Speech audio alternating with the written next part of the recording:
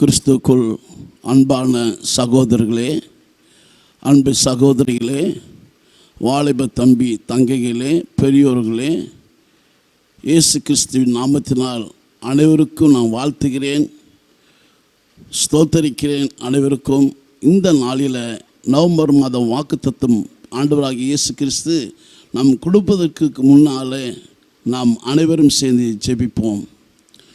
ஜெபம். அன்புள்ள ஆண்டவரே, இந்த நல்ல நாளுக்காக ஸ்தோத்திரிக்கிறோம். 10 மாதங்களாக நாங்கள் எல்லோரும் வீட்டிலேயே இருந்தோம், வேலைக்கு கூட போக முடியல. ஆனாலும் இந்த 11ஆம் மாதத்தில் உங்களுடைய வாக்குத்தத்தத்தை இந்த செல்ஃபோன் மூலமாக நாங்கள் கேட்க போகிறோம். ஆண்டவரை, எங்கள் வீட்டுக்கும் எங்களுக்கும் அது ஆசீர்வாதமாக இருக்கட்டும், ஐயாவுக்கும் அது ஆசீர்வாதமாக இருக்கட்டும். உமக்கே மகிமை இருப்பதாக. ஆமேன். கிறிஸ்துக்குள் அன்பான சகோதரிகளே, சகோதரர்களே, அன்பு வாலிப தம்பி தங்கைகளே, பெரியோர்களே, நவம்பர் மாதம் வாக்குத்தத்தை நாம் பார்க்க போகிறோம். ஆண்டவராக இயேசு கிறிஸ்து வேதம் இருக்கிறவர்கள் வேதத்தை எடுத்து என்னோடு சேர்ந்து வாசிங்க.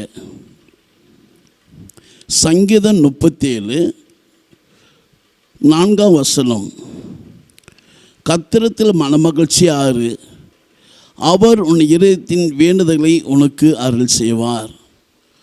அருமையான இதை கேட்டுக்கொண்டிருக்கிற அன்பு குடும்பமே, அன்பு சகோதரர்களே, அன்பு சகோதரிகளே, பெரியோர்களே, இந்த 10 மாதமாக ஆண்டவர் நம்மளை அற்புதமாக அதிசயமாக வழிநடத்தினார். கர்த்தர் என் மேய்ப்பராக இருக்கிறார், நான் தாழ்ச்சடியேன், என்னை புல்லுள்ள இடங்கள் மேய்த்து அம்மந்த அண்டையில் என்னை கொண்டு போய் விடுகிறார் என்று சொல்லி சிறு பிள்ளைகள் வரைக்கும் பெரியோர் வரைக்கும் இந்த வசனம் எல்லாருக்கும் தெரியும். அதற்கேற்றபடியாக 10 மாதம் கடந்து வந்து இந்த 11ஆம் மாதம் வாக்குத்தத்தம் எல்லோருக்கும் ஒரு சந்தோஷம். இது பண்டிகை நாட்கள், எல்லோருக்கும் இது ஒரு பண்டிகை நாட்கள். கர்த்தரில் மனமகிழ்ச்சியார், உன் இருதயத்தின் வேண்டுதல் அருள் செய்வேன்னு சொல்லிட்டார், உனக்கு அருள் செய்வேன்னு சொல்லிட்டார். அதற்கு இந்த அருள் செய்வது நாம் எப்படி இருக்க வேண்டும் ஆண்டவராகிய இயேசு கிறிஸ்துவோடு. ஆனாலும் இங்கே என்ன சொல்லப்பட்டது, மத்தேயு 5ஆம் அதிகாரத்தில் வேதத்தை இருக்கிறவங்களே என்னோடு சேர்ந்து வாசித்து பாருங்கள், என்னோடு சேர்ந்து வாசிங்க. மத்தேயு 5ஆம் அதிகாரம் 1ஆம் வசனம் 9 வரைக்கும் நான் வாசிக்க கவனமாக இருப்போம். அவர் திரளான ஜனங்களை கண்டு மலையில் மேல் ஏறினார். அவர் உட்கார்ந்தபோது அவருடைய சீசர்கள் அவரிடத்தில் வந்தார்கள். அப்போது அவர் தமது வாயை திறந்து அவர்கள் உபதேசித்து சொன்னது என்னவென்றால், ஆவியில் எளிமை உள்ளவர்கள். கிறிஸ்துக்குள் குடும்பமே, அன்பான குடும்பமே, அறியாத குடும்பமே, கர்த்தரில் மனமகிழ்ச்சியார், உன் இருதயத்தின் வேண்டுதல் உனக்கு அருள் செய்வேன்னு சொல்லியிருக்கிறார் அல்லவா. அந்த அருள் செய்வதற்கு முதல் படி எளிமை உள்ளவர்கள் பாக்கியவான்கள். அதுக்கு அடுத்தபடியாக 2வது வார்த்தை சொல்லப்பட்டது, துயரப்படைவர்கள் பாக்கியவான்கள், அவர்கள் ஆறுதல் அடைவார்கள்.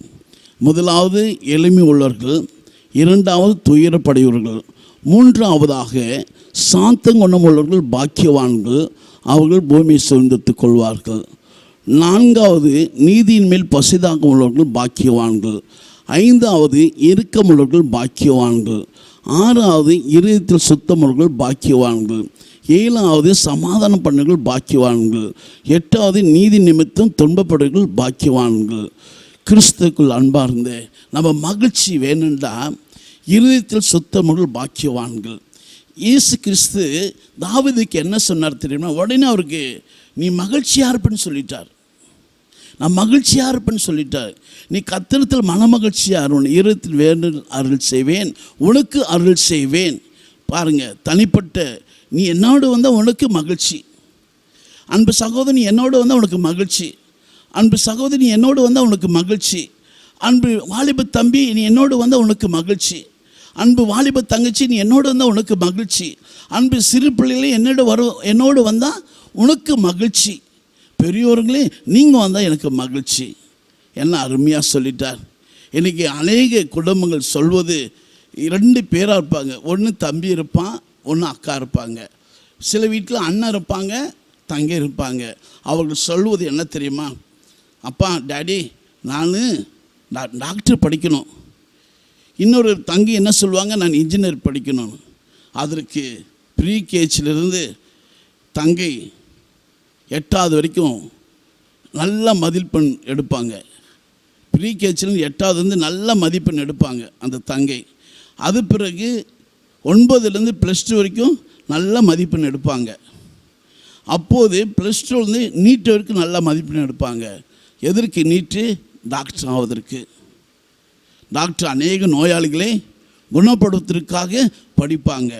ஒன்றும் இல்லை, ப்ரீகேஜியில் எவ்வளோ கஷ்டப்பட்டிருப்பாங்க, எல்கேஜியில் எவ்வளோ கஷ்டப்பட்டிருப்பாங்க, யூகேஜியில் எவ்வளோ கஷ்டப்பட்டிருப்பாங்க, ஃபஸ்ட் ஸ்டாண்டர்ட்லேருந்து 5th வரைக்கும் எவ்வளோ கஷ்டப்பட்டிருப்பாங்க, 6வதுலேருந்து +2 வரைக்கும் எவ்வளோ கஷ்டப்பட்டிருப்பாங்க. இதெல்லாம் கஷ்டப்பட்டுட்டு நீட் எழுதுறதுக்கு கடைசி நேரத்தில் கஷ்டப்பட்டு எழுதிட்டு நீட்டில் பாஸ் ஆனால் என்ன சந்தோஷம், என்ன மகிழ்ச்சி. அதே போல் ஆண்டவராகிய இயேசு கிறிஸ்து கர்த்தரில் மனமகிழ்ச்சியார், உன் இருதயத்தின் வேண்டுதல் உனக்கு அருள் செய்வேன். அதற்கு தான் இங்கே ஒவ்வொரு ஸ்டெப்பாக வச்சுருக்காங்க. எளிமையாரு, துயரப்படு, இரக்கமாறு, சாந்தமாறு, இருதயத்தை சுத்தமாறு, நீதி நிமித்தம் துன்பப்படுகிறவர்கள் பரலோக ராஜ்யம். அப்படிப்பட்டவர்களுக்கு சாதாரண எம்பிபிஎஸ் சர்டிஃபிகேட் கிடைச்சதுக்கு அந்த குடும்பம் சந்தோஷம், அந்த பள்ளியில் சந்தோஷம், தேசமே சந்தோஷப்படுகிறது. இன்னும் டாக்டரே போய் படிக்க போல, சர்டிஃபிகேட்டுக்கே சந்தோஷம். ஆண்டவராகிய இயேசு கிறிஸ்து உன்னி என்னை படித்தவருக்கு அவர் என்ன சொல்கிறார்? நல்ல குணங்களை தான் சொல்கிறாரு. இன்றைக்கி நிறைய பேர் மதம் தான் பெரிது என்று சொல்லி, மதமே பெரிதில்லை. சில பக்தன் சொல்வது என்ன தெரியுங்களா? மதம் பெரிதல்ல, மனமாற்றம் பெரிது. மனமாற்றம் வரும்போது மறுமலர்ச்சி, மறுமலர்ச்சி வரும்போது அகமகிழ்ச்சி, அகமகிழ்ச்சி வரும்போது தன் மனசாட்சி, தன் மனசாட்சிக்கே மகிழ்ச்சிங்க. சாதாரண ஒரு பக்தனே சொல்லும் போது ஆண்டவராகிய இயேசு கிறிஸ்து நல்ல ஒரு குணங்களை கொடுத்திருக்கும் போது நீ மகிழ்ச்சியாக இருக்கணும்னாவா? இந்த துன்பம் வரும்போது மகிழ்ச்சியாக இருக்கணும், துயரப்படும் போது மகிழ்ச்சியாக இருக்கணும், நீ எளிமையாக இருக்கும்போது மகிழ்ச்சியாக இருக்கணும், நீ நீதியாக இருக்கும்போது மகிழ்ச்சியாக இருக்கணும். அந்த மகிழ்ச்சிக்கு அடுத்தது என்ன சொல்கிறார் தெரியுமா? ஆண்டவராகிய இயேசு கிறிஸ்து தாவீதை பார்த்து என்ன சொல்கிறார் தெரியுமா? அடுத்த வசனம் பாருங்கள், வேதத்திற்கு சங்கீதம் 37:5 பாருங்கள். உன் வழியை கர்த்தருக்கு ஒப்புவித்து அவர் மேல் நம்பிக்கையாரு, அவர் காரியத்தை வாக்கிய பண்ணுவாராம். வண்டர்ஃபுல். ஆண்டவராகிய அற்புதமானவர், அதிசயமானவர். நீ இதெல்லாம் நீ என்னோடு கடந்து வந்துட்டு அப்படின்னால என்ன உன் வழியெல்லாம் நீ எங்கெங்கே போகிற. சில பேர் அப்பா அம்மாவுக்கு தெரியாமல் போயிடுவான், சில பேர் ஆசிரியருக்கு தெரியாத போயிடுவான். நான் ஏசாப்பாண்ட மறைக்க முடியாது. தம்பி, தங்கச்சி, வாலிபு தம்பியே, அன்பு சகோதரனே, அன்பு சகோதரியே, பெரியோர்களே, ஆண்டவராக இயேசு கிறிஸ்துவ யாருமே மறைக்க முடியாது. உன் வழியை கர்த்தருக்கு ஒப்புவித்து அவர் மேல் நம்பிக்கையாரு, அவர் காரியத்தை வாக்கி போனாராம். அப்போது இன்னைக்கு என்ன சாப்பாடு வேணும்னு ஆண்டவருக்கு தெரியுமில்லவா? நீ மதியம் என்ன சாப்பிட வேணும் உனக்கு தெரியாதான்? உனக்கு என்ன படிப்பு கொடுக்க வேணும் அவருக்கு தெரியாதான்? அதான் நீ கர்த்தரில் மன மகிழ்ச்சியார் சகோதரனே, அன்பு சகோதரியே, கர்த்தரில் மன மகிழ்ச்சியார். அன்பு வாலிபு தம்பியே, கர்த்தரில் மன மகிழ்ச்சியார். இந்த உலகத்து மேலே மகிழ்ச்சி வேண்டாம், இந்த பொருள் மேலே மகிழ்ச்சி வேண்டாம், இந்த உலகத்து மேலே மகிழ்ச்சி வேண்டாம். கர்த்தரில் மன மகிழ்ச்சியாக இருந்தால் அடுத்த வசனம் என்ன சொல்லப்படுது? சங்கீதம் 37:6 உன் நீதி வெளிச்சத்தை போலவும் உன் நியாயத்தை பட்ட பகலை போலவும் விளங்க பண்ணுவாராம். ஹல்லேலூயா, ஹல்லேலூயா. என்ன ஆண்டவர் அற்புதமாக சொல்கிறாரு, நீ உன் நீதி வெளிச்சத்தை போலவும் உன் நியாயத்தை பட்ட பகலை போலவும் விளங்க போனார். நீதி, நியாயம். நீ நிறைய பேருக்கு நீதி பிடிக்காதுங்க உலகத்தில், நிறைய பேருக்கு நியாயம் பிடிக்காதுங்க. ஒன்றும் இல்லை, ஒவ்வொரு நாளும் நம்ம செய்கிற சிறு சிறு தவறுகள். என் மகனே எடுத்துங்க, ஜான் எங்கே இருக்கிற? அப்போ இது வந்துட்டே இருக்கிறேன். எங்கே இருக்கிற? ஆந்தவே. இங்கே இருக்கிற? இன்னும் 5 நிமிடம், இன்னும் நான் வந்துட்டு இருக்கிறேன். 1 மணி நேரம் வர மாட்டாங்க.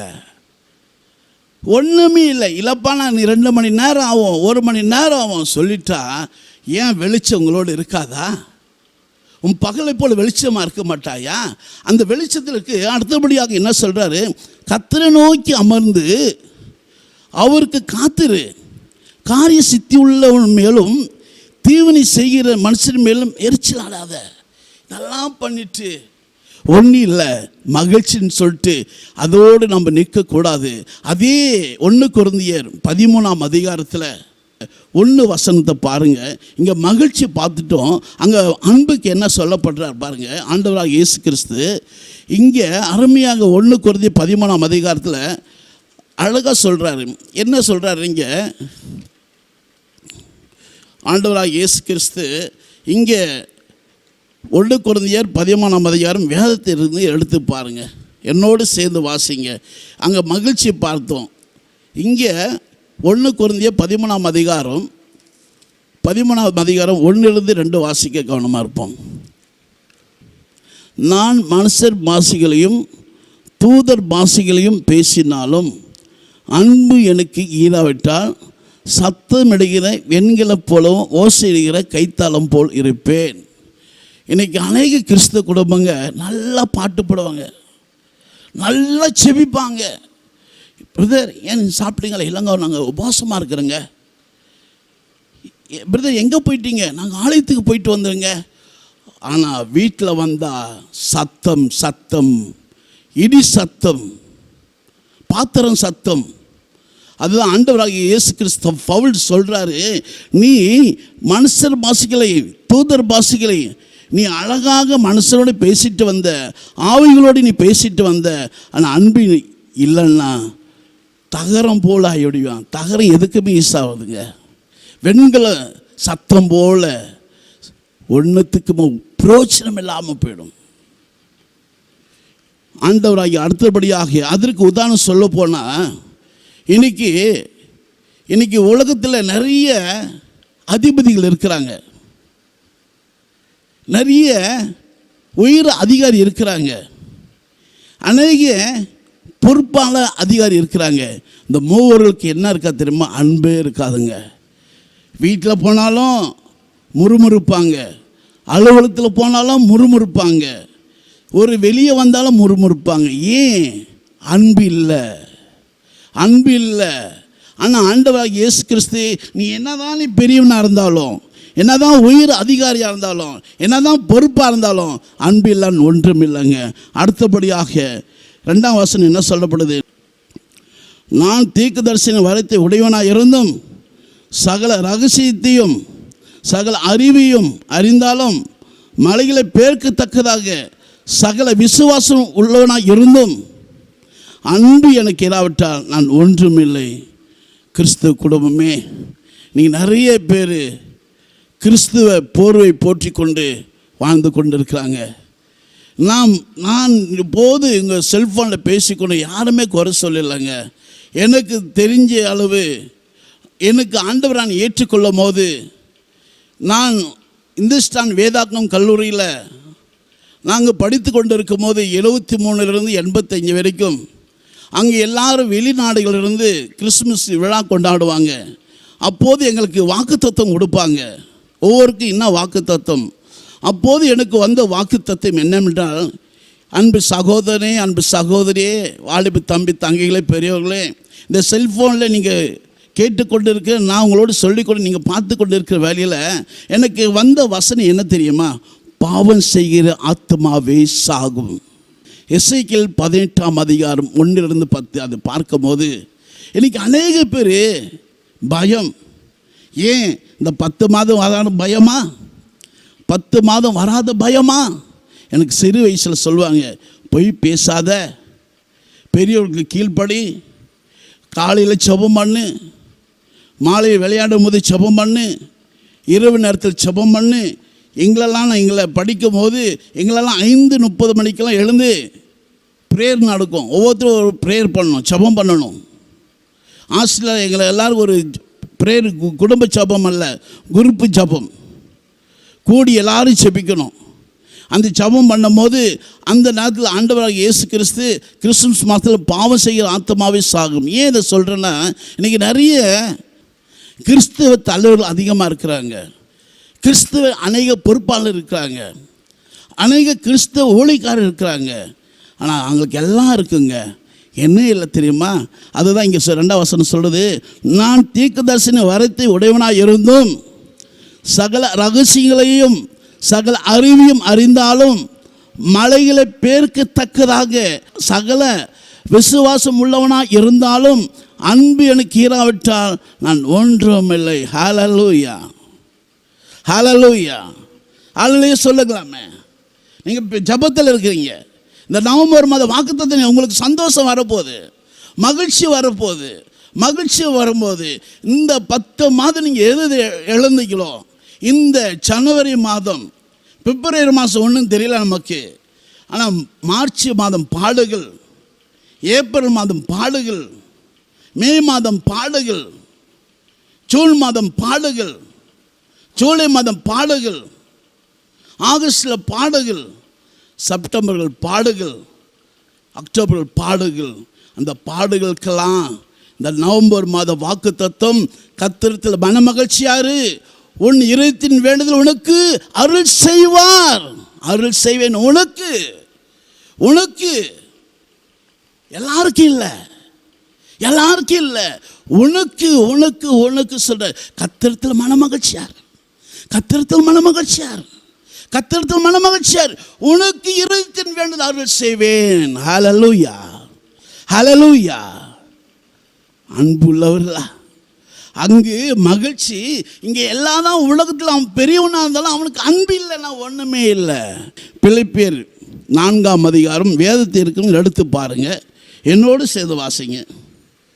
ஆண்டவராகிய இயேசு கிறிஸ்து கர்த்தரிடத்தில் மனமகிழ்ச்சியார், கர்த்தரிடத்தில் மனமகிழ்ச்சியார்னு சொல்லும் போது, இரண்டாவது நம்ம பார்க்கும்போது 1 கொரிந்தியர் 13ஆம் அதிகாரம் 1-2 பார்த்தோம். அங்கே அன்பார், முதலாவது மகிழ்ச்சியார் சொன்னார், ரெண்டாவது அன்பார், மூன்றாவது நம்ம பார்க்க போகிறோம் பிலிப்பியர் 4:4. வேதத்தை இருக்கிற என்னோடு எடுத்து பாருங்க. கர்த்தருக்குள் எப்போது சந்தோஷமாக இருங்கள், சந்தோஷமாக இருங்கள் என்று மறுபடியும் சொல்லியிருக்கிறேன். ஹல்லேலூயா. நீங்கள் ஏன் இந்த உலகத்தை குறித்து ஏன் நீங்கள் கவலைப்பட்டு கொண்டு இருக்கிறீங்க? என்ன பிரதர் நீங்கள் அழகாக சொல்லுறீங்க, செல்ஃபோனில் கவலைப்பட்டு கொண்டு இருக்கிறீங்க. ஆவியில் எழுமர்கள் பாக்கியவானுங்களே, துயரப்படுகள் பாக்கியவானுங்க, இறக்கமர்கள் பாக்கியவானுங்க, இருதயத்தில் சுத்தமர்கள் பாக்கியவானுங்க, நீதி நிமித்தம் துன்பப்படுகள் பாக்கியவானுங்க. நீ உலக பட்டம் வாங்கினாலும் அது செல்லரிச்சு போயிடும். ஆண்டவராகிய இயேசு கிறிஸ்துவினுடைய பட்டம் நீ வாங்கும் போது பரலோகத்தில் நீ உயர்ந்து இருப்பாய், பரலோகத்தில் ராஜாவோடு நடனமாடி அப்பா ஸ்தோத்திரித்து கொண்டு இருப்பாய். அந்த பட்டம் தான் உலக பட்டம். நீ வாழ்வதற்கு நித்திய ஜீவன் பட்டம், அவரோடு ஏசாப்பாவோடு தாவீதை போல நடனமாடி அப்பா ஸ்தோத்திரிப்ப பட்டம். அதுதான் ஆண்டவராகிய இயேசு கிறிஸ்து சங்கீதம் 34 சொன்னது, உனக்கு உனக்கு மகிழ்ச்சி மகிழ்ச்சின்னு சொல்லப்பட்டது. இரண்டாவது பவுல் சொல்கிறார் 1 கொரிந்தியர் 13ஆம் அதிகாரத்தில் 1-2, இந்த உலகத்தான் பெரியவனாக இருக்கட்டும், பணக்காரனாக இருக்கட்டும், அதிபதியாக இருக்கட்டும், அன்பில்லைன்னா ஒன்றுமில்லை. கிறிஸ்த தலைவர்களாக இருக்கட்டும், கிறிஸ்த ஸ்தாபன தலைவர்களாக இருக்கட்டும், பெரிய ஊழியக்காரர்களாக இருக்கட்டும், அவர்களுக்கும் அன்பில்லை ஒன்றுமில்லை. நான் சொல்லலைங்க, வேதம் சொல்றது. நானே வழியும் சத்தியமும் ஜீவனமாக இருக்கிறேன். ஆண்டவராக இயேசு கிறிஸ்து உனக்காக எனக்காக மரித்து மூன்றாம் உயிரோடு இருந்தன அன்று எழுதப்பட்டவுடைய வார்த்தை அல்லவா, இயேசுவின் நாமத்தினால. அடுத்தபடியாக சங்கீதத்தை பார்த்தோம், 1 கொரிந்தியர் பார்த்தோம், பிலிப்பியர் 4ஆம் அதிகாரம் 4ஆம் வசனம். கர்த்தருக்குள் எப்போது சந்தோஷமாக இருங்கள். 2 வாட்டி சொல்லி கொண்டு இருக்கு. ஏன்னா சந்தோஷமாக இருங்க, சந்தோஷமாக இருங்க. அது ஆண்டவர் மறுபடியும் சந்தோஷம். நம்ம நிறைய பேருங்க 3 குரூப் இருப்பாங்க. ஒரு மகிழ்ச்சி, காலையிலேருந்து உடனே சொல்லுவாங்க, என்ன பிரதர் மகிழ்ச்சியாக இருக்கிறீங்க, நாங்கள் மகிழ்ச்சியாக இருக்கிறீங்க. அவர் உள்ளுக்குள்ளே வச்சுக்கிட்டு சந்தோஷமாக இருப்போம், மகிழ்ச்சி. இன்னொருத்தர் பார்ப்பாங்க, நாங்கள் இன்றைக்கி அன்பாக இருக்கிறீங்க. எப்போ கல்யாண நாள் வருது அன்றைக்கி தான் அன்பாக இருப்பான், எப்போ பிறந்த நாள் வந்து அப்போ தான் அன்பாக இருப்பான். ஆனால் சந்தோஷம் இருப்பது இது 2 சேர்ந்தால் தான் சந்தோஷம் இருக்கும். மகிழ்ச்சியும் அன்பு சேர்ந்தால் தான் சந்தோஷமாக இருங்கள், சந்தோஷமாக இருங்கள். அடுத்த வசனம் என்ன சொல்கிறார் ஆண்டவராக? இது வேதத்தில் இருக்குது, என்னோடு சேர்ந்து பாருங்கள். கர்த்தருக்குள் எப்போதும் சந்தோஷமா இருங்கள் என்று மறுபடியும் சொல்லியிருக்கிறேன். உங்கள் சாந்த குணம் எல்லா மனுஷருக்கும் இருப்பதாக கர்த்தர் சொல்லியிருக்கிறார். பாருங்க, அங்கங்கே ஃபுல் ஸ்டாப் வச்சுறாரு. ஆண்டவர் சொல்கிற, நீ பணம் அதிகமாக வைத்திருந்தா நீ பெரிய ஆள் இல்லை, நீ நிறைய சொத்து இருந்தால் நீ பெரிய ஆள் இல்லை, இந்த உலகம் நீ தலைவராக இருந்தால் பெரிய ஆள் இல்லை. எளிமையாருடா சகோதரனே, சகோதரியே எளிமையாரு, வாலிபு தம்பியே தங்கியே எளிமையாரு, துயரப்படு ஆனால் சாந்தமாரு. ஆண்டவராக இயேசு கிறிஸ்து பவுல் சொல்கிறாரு.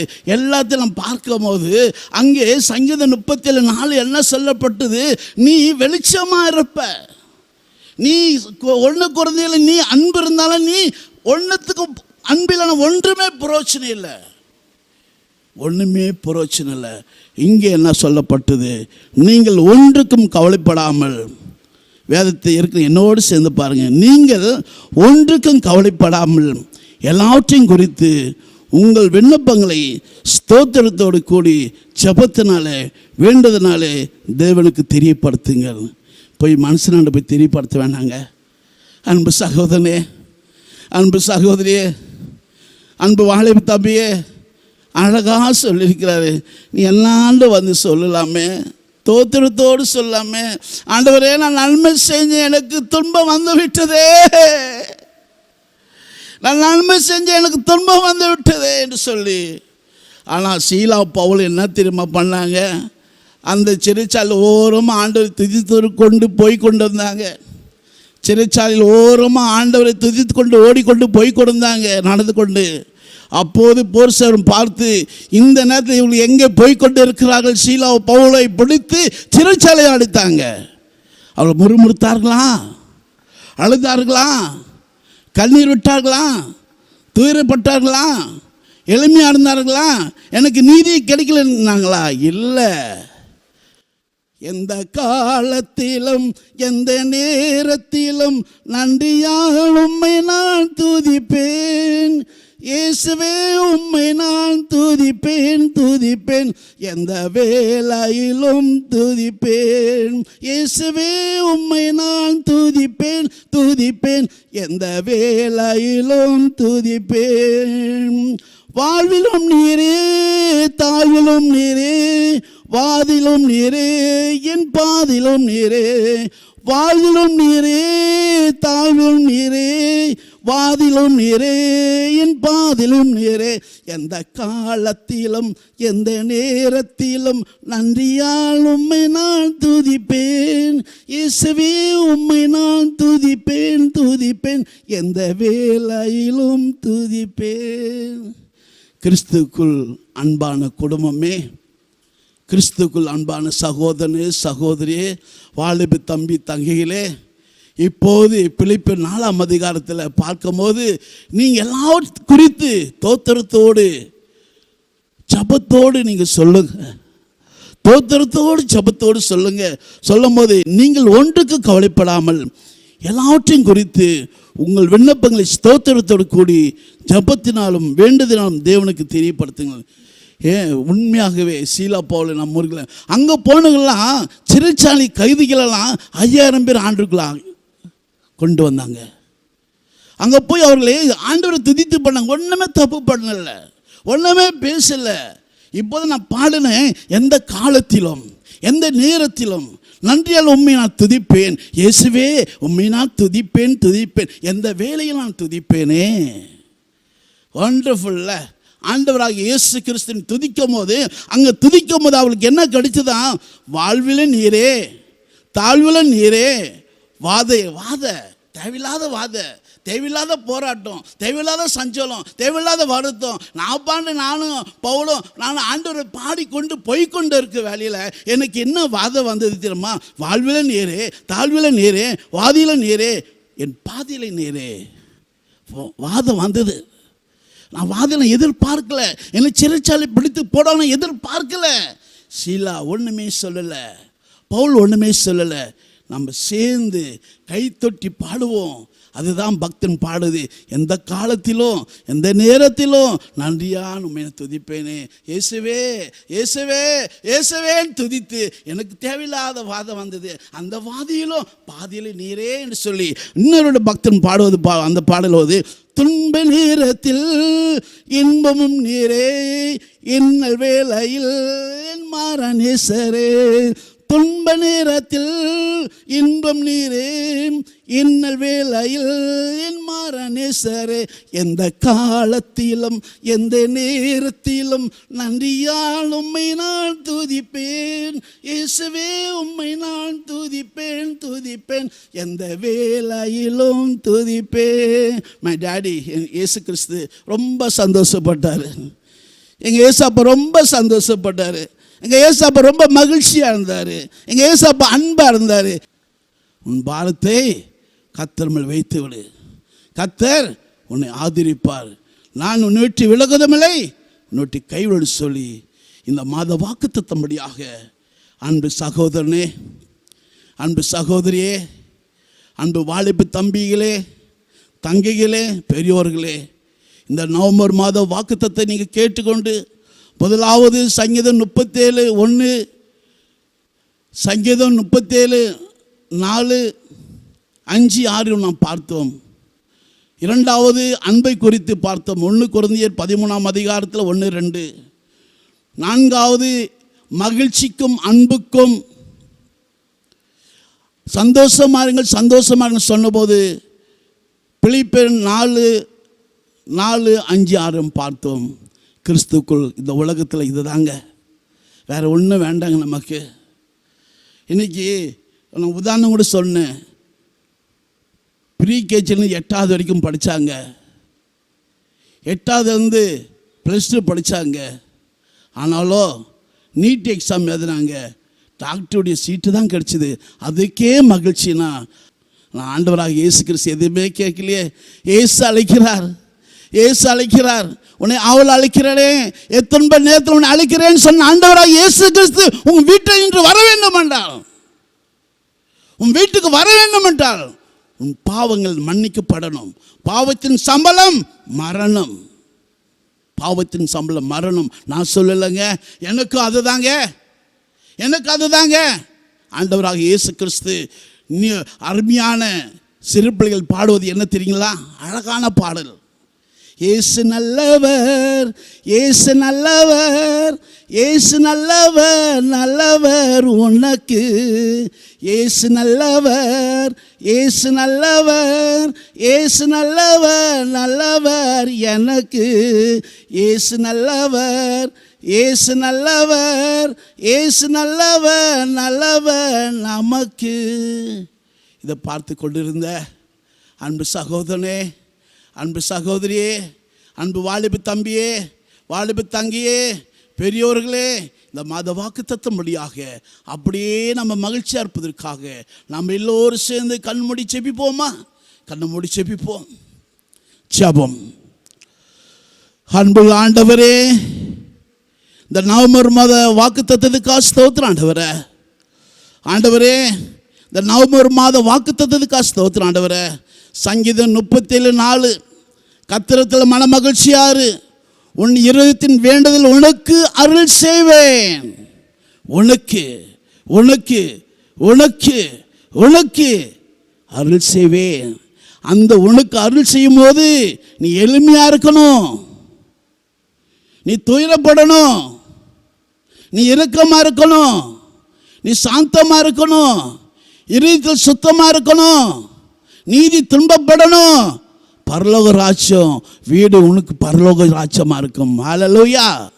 அன்பு சகோதரி அழாத, அன்பு சகோதரின்னு அழாத, வாலிபு தம்பின்னு அழாத, அன்பு தங்கியன்னு அழாத. வயதான பெற்றோர் அழுது கொண்டு இருக்கிறாங்க, வயதான பெற்றோர்கள் அழுது கொண்டு இருக்கிறாங்க. இயேசுவே இயேசுவே ரட்சியம் ஆண்டவரே. ஆண்டவரே, பேதுரு உம்மோடு பேசி கொண்டு இருக்கிற வேலையில் என்னுடைய மாமி ஜுரமா இருக்குன்னு சொன்னதை போல ஆண்டவரே, இந்த செல்போன்ல பார்த்து கொண்டு இருக்கிற அன்பு சகோதரனுக்காக, அன்பு சகோதரிக்காக, அன்பு வாலிபு தம்பிகளுக்காக, வயதான பெற்றோர்களுக்காக இயேசுவின் நாமத்தை அன்பை செலுத்தும் ஆண்டவரே, சந்தோஷத்தை செலுத்தும் ஆண்டவரே, சமாளத்தை செலுத்தும் ஆண்டவரே. நாங்கள் யாராண்ட போகக்கூடாது. நீங்கள் தோத்திரத்தோடு ஜபத்தினால தேவனுக்கு தெரியப்படுத்திங்க சொல்லியிருக்கிறீங்க. நாங்கள் தெரியப்படுத்திட்டு ஆண்டவரே, 10 மாதம் நாங்கள் ஏதோ எழுந்தோமோ அதெல்லாம் எங்களுக்கு இந்த பண்டிகை நாட்களில் எங்களுக்கு கொடுக்க போவதற்கா ஸ்தோத்திரம். மகிழ்ச்சி, அன்பு, சந்தோஷம். பிதா, குமாரன், பரிசுத்தாவி இதை கேட்டுக்கொண்டிருக்கிற ஒவ்வொரு சகோதரனுக்காக, ஒவ்வொரு சகோதரிக்காக, ஒவ்வொரு வாலிபு தம்பிகளுக்காக ஸ்தோத்திரம் ஆண்டவரே. அன்பு சகோதரன் சொல்லி கொண்டிருக்கிறார், ஐயோ என் வீடு என் குடும்பம் ஆஸ்பத்திரியா இருக்கிறது, அநேக நாட்கள் அங்கே ஆஸ்பத்திரியில் என் பெற்றோர் இருக்கிறாரு, அது இன்னும் சுகம் கிடைக்கலன்னு சொல்லும் போது ஆண்டவரே இயேசுவே, அந்த பெற்றோருடைய தகப்பனாரை ஆசீர்வதியும், அந்த பெற்றோருடைய தகப்பனை ஆசீர்வதியும். சகோதரி அழுது கொண்டு இருக்கிறாங்க, ஐயோ எனக்கு கடன் பிரச்சனை இருக்கிறதே, நான் 10 மாதம் வேலை இல்லையே, என் கணவருக்கு இந்த கடன் பிரச்சனை எப்போது தீரும்னு சொல்லி கொண்டு இருக்கிறாங்க. ஆண்டவர் சொல்லியிருக்கிறார் அல்லவா, நீ தோத்திரத்தோடு ஜபத்தோடு தேவனுக்கு தெரியப்படுது, உன் கடன் பிரச்சனை தீரும் இயேசுவின் நாமத்தினால. அநேக பிள்ளைகள் பெற்றோருக்காக இருக்கிற பாரமாக இருக்கிற திருமணத்துக்காக காத்து கொண்டு இருக்கிற வாலிபு தம்பிக்காக, வாலிபு தங்கிக்காக அந்த திருமணோட வாய்க்கில் கட்டிடும் ராஜா. என் நாமத்தினால் எதை கேட்டாலும் கொடுப்பேன்னு சொன்ன இந்த நாளில் இந்த செல்போனில் பார்த்து கொண்டு இருக்கிற அந்த பெற்றோருடைய கண்ணீரை ஆனந்தமாக்கும் ஆண்டவரே, ஆனந்தமாக்க ஆண்டவரே, மகிழ்ச்சி ஆக்காண்டவரே, சந்தோஷமாக ஆக்கும் ஆண்டவரே, அன்பு ஆக்காண்டவரே. அநேக பேர் வாலிப பிள்ளைகள் படித்து விட்டு வேலை இல்லாமல் இருக்கிற அந்த வாலிப பிள்ளைகளுக்காக இயேசுவின் நாமத்தினால நல்ல திறமைகளை கொடுத்துருக்கிறீங்க, நல்ல கதைகளை திறந்து கொடுத்துருக்கிறீங்க ராஜா.